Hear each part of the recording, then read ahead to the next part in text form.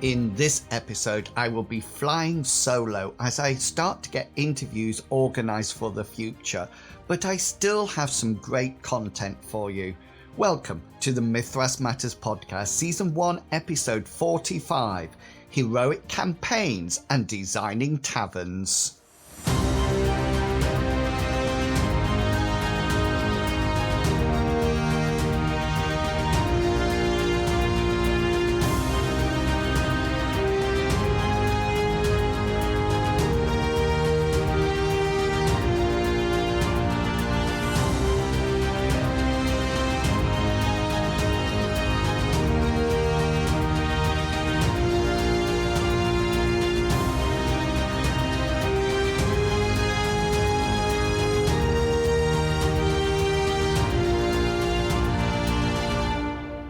Hello and welcome back to Mythras Matters, a podcast dedicated to the Mythras rule set and all its supplements.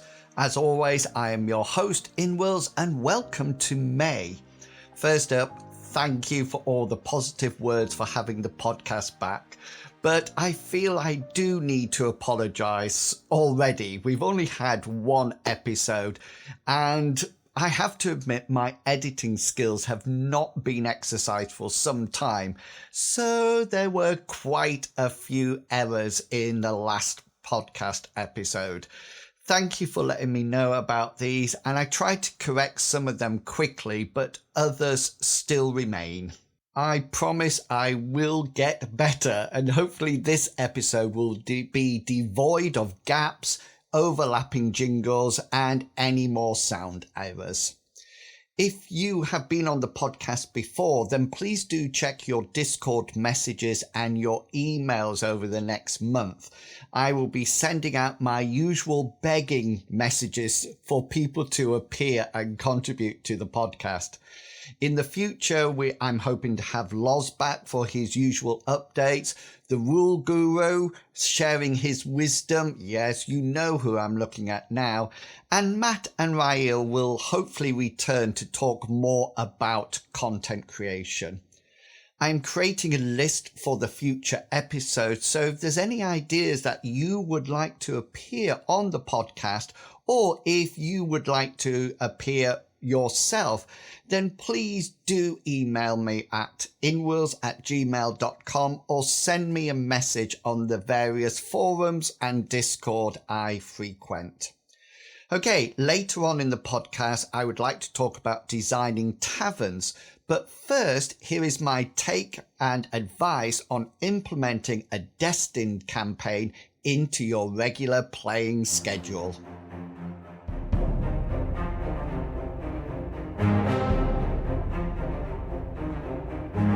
Okay, so the bat signal has been sighted high in the night sky, and many of us have donned our lycra and capes to play this excellent new rule set to the Mythras family. Destined has been a breath of fresh air for us, and originally we were just going to play it as an adventure or rule set that we could just use as a filler, but we have changed our mind and it's now firmly situated in our regular playing schedule. We had already played the module Agony and Ecstasy, so we were looking forward to playing the full rules, and we have to say we were not disappointed. By the way, the Agony and Ecstasy module is very good and has some pre-generated characters, so you can let your group experience the game before they create their own or see whether or not they like it. It gives you a good experience of how the powers work and to experience combat itself. So, what advice would I give to anyone starting up a destined campaign? And I have to say, at this point, these are my own views and do not represent that of Mike or Brian, the wonderful creators of the game. So the first thing I would consider is the power level of your campaign. This is not just about the number of powers or boosts or limitations your characters will have. It is more about the general feel of the campaign and how heroic you want the players to feel. I don't know for sure, but I feel that Agony and Ecstasy, the module, felt more like street level as a setting, and we knew we wanted something more heroic than that. On the other hand, we wanted villains and their underlings to pose some threat. So in the end, we went for the epic campaign, the middle one out of the three. If needed, we can still move up to the Paragon level if we feel that we want to have more power in our heroes, or even start to impact on worldly or interdimensional episodes. We also felt that the street level would be too much like our M-Space characters, and we wanted the heroes to create and implement heroic actions. Once you have decided on your level, I think it's worth starting to think about the type of characters your players would be playing. The powers they choose can have a real impact on the feel of your campaign. Both Mr. Pickles and Captain Kangaroo had both gone for some pre-generated characters that they have adapted to the new campaign. Rabbit was the original Hare pre-gen character that actually appears a lot in the rulebook, and Banner was a character played at a convention called Banneret. Yes, there's been a change of gender there. Medivac, however, created a completely new character called Misty from an idea he had before. He originally played the Mortician, but wanted to change his character because he had an idea and a background. This character i.e. Misty, has a real specific feel to her. Misty has a very well developed alter ego in lawyer Sophia, while Rabbit and Banner take more of the Marvel heroes' identities, i.e. they can constantly be their hero that people know and love. This has had an impact on the sort of adventures we run, with each of them developing their own interests and jobs. I didn't want to impose secret identities onto the players, so the campaign had to allow for both the secret identity idea, but also those people who wanted to just be the hero all the time. I took some advice from Ken and Chris from the last month's episode of the podcast and tried to ensure that all the characters interacted with each other and had this connection that they were part of a team. We wanted the heroes to be heroic, so the campaign had to reflect this. Thank you to the people on Discord for directing me to the section on the rules about non-lethal campaigns. We have implemented this, so we didn't want Banner shattering skulls of the thugs all over the place like we had in the first session. That definitely did not fit into the type of campaign we wanted to run, and so we have a campaign that non-lethal combat is allowed or is the norm, and yes, just with one hit or a couple of hits, the thugs and the underlings start to feel themselves landing heavily on the pavement. So once the power level and the feel of the characters has been decided on, the final thing to look at is the actual setting. Now, at this point, I have to say that I have a real issue about pronouncing some words. You might have noticed this from previous episodes. I've had this issue ever since I was a child, and I've never felt that I would like to take on board pre-made adventures or campaigns, mainly because I am faced with all these words that I don't know how to pronounce. I also mess up how I say the location a number of times, so I feel that when videos are published, many people might be thinking, what on earth has he just said? Or is he not doing justice to this wonderful campaign setting? Because of this, I like to create new campaign settings that I prepare. I also like doing this because I think that the players can take an active role in developing that campaign setting. So I already had a setting called Metro City created on World Anvil. That's where I keep and save all my campaign setting and adventures, etc. Metro City was originally going to become a Shadowrun setting, but since the rules for that have virtually fallen apart, it seemed to fit Destiny really well. This setting has allowed me to create news channels, for example Network 7, and major corporation and leisure activities such as the stadium. If you are planning your own campaign setting, then I have to say it takes a huge amount of time to do this. So if you have a limited amount of time, you're going to just planning on dipping in and out of Destiny, then it will probably be better to go for the wonderfully designed city that comes with the rule set. One thing that I would definitely keep no matter which setting you go for are the cop alerts. This allows you to slip in interesting mini encounters as the party progresses, or lay the foundation for larger plot lines. I have cop alerts in our campaign, and when I create a series of adventures, I create 2 or 3 cop alerts to fit in where appropriate. These, as well as the regular Network 7 updates that we start every session with, allows me to put threads of the larger plot lines into the campaign, and also allows me to say what's been going on in between when the characters have had some downtime. No matter how you want to create your campaign setting, Destiny is super flexible and easy to implement. So I know you will have a great time with it. Do let me know your own experience of the games on the forums and Discord. I would love to chat about them. Okay, I can see the signal high in the sky. I've got my cape and lycra on, and I'm up, up and away.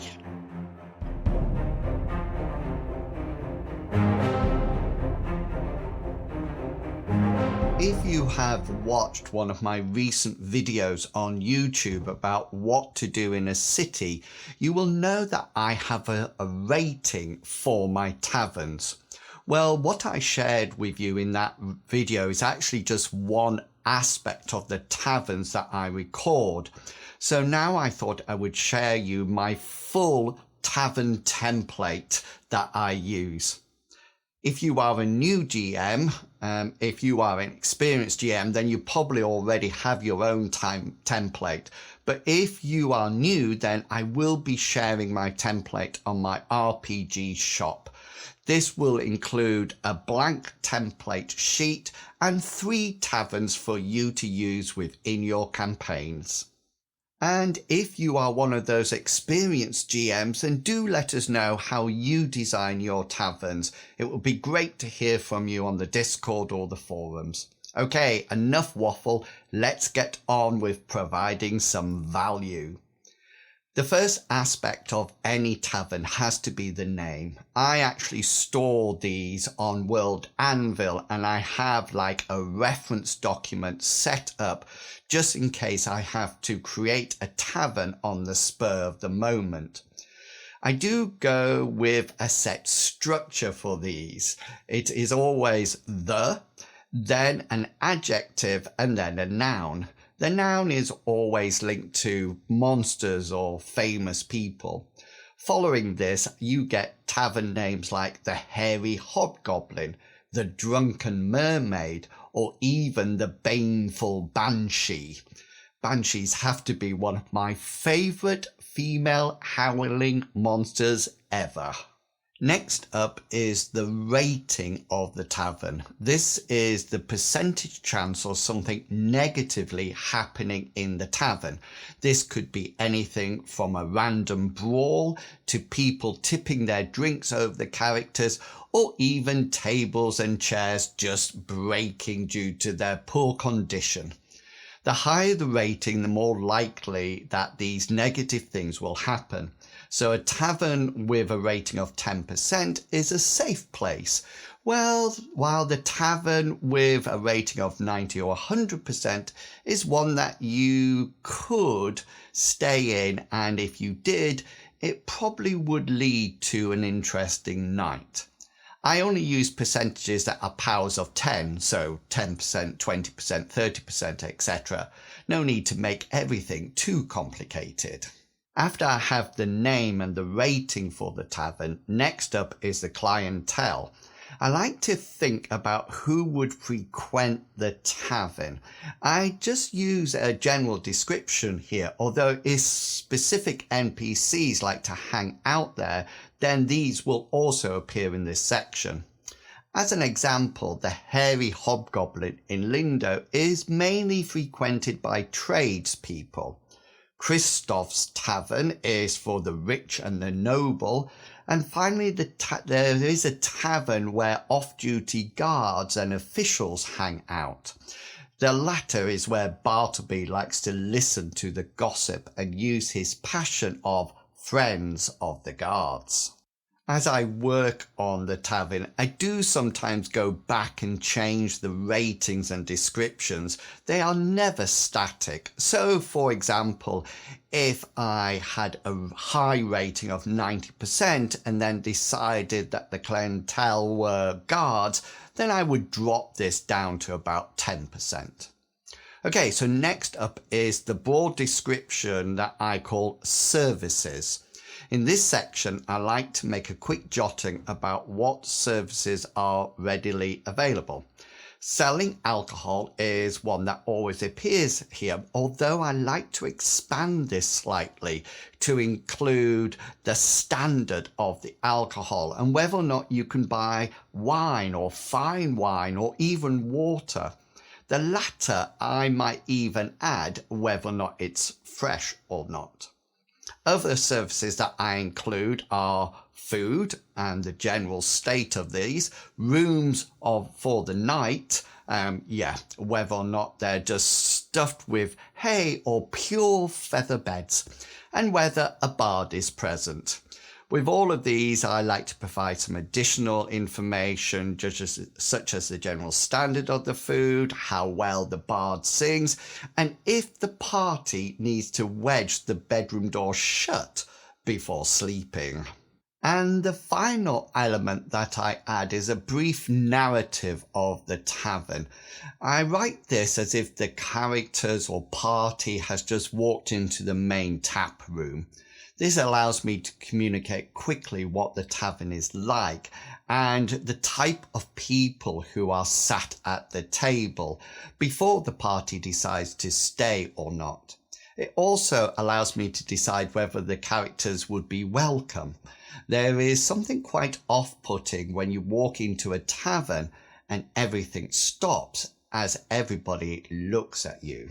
Now, you might be sat there thinking these are all standard aspects of a tavern, so there's nothing really new here.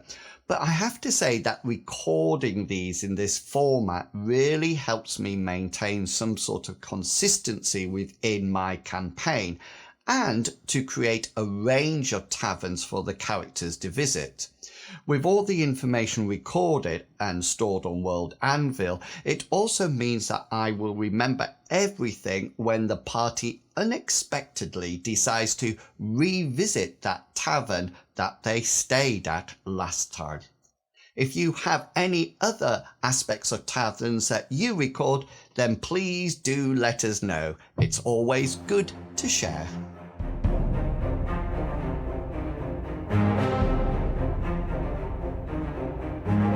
Before I draw this episode to a close, I just want to say a huge thanks to everyone who liked and added comments to my YouTube video about character backgrounds. First, it was nice to see some people had the same thoughts as me, but secondly, it was also great to hear other people's views that allowed me to develop my own. If you haven't watched it yet, then the link to the video will be in the show notes. And on a bit of a personal news, I have now officially been partnered with YouTube for 18 months, and I've just received my first paycheck. Not enough to retire on, but something that I'll invest back into buying Mythras rulebooks or new equipment for my YouTube creating. Seriously though, adding comments, liking and sharing all help me with the algorithm. So huge thanks to you all.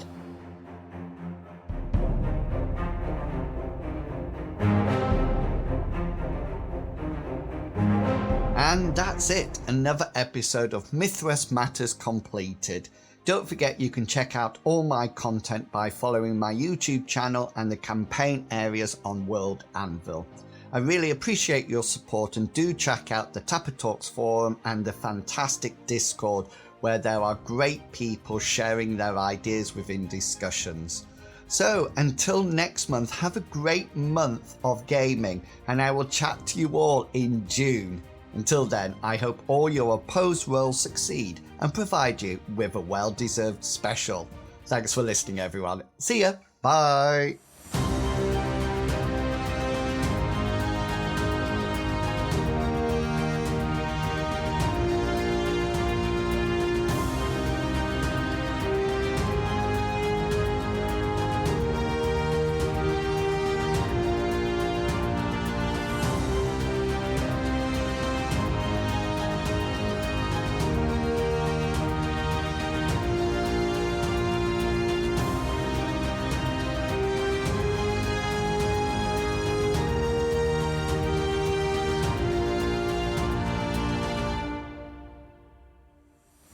The content of this podcast is covered by the Creative Commons Attribution 3.0 license, so please give appropriate credit if you are sharing or copying any part of this podcast.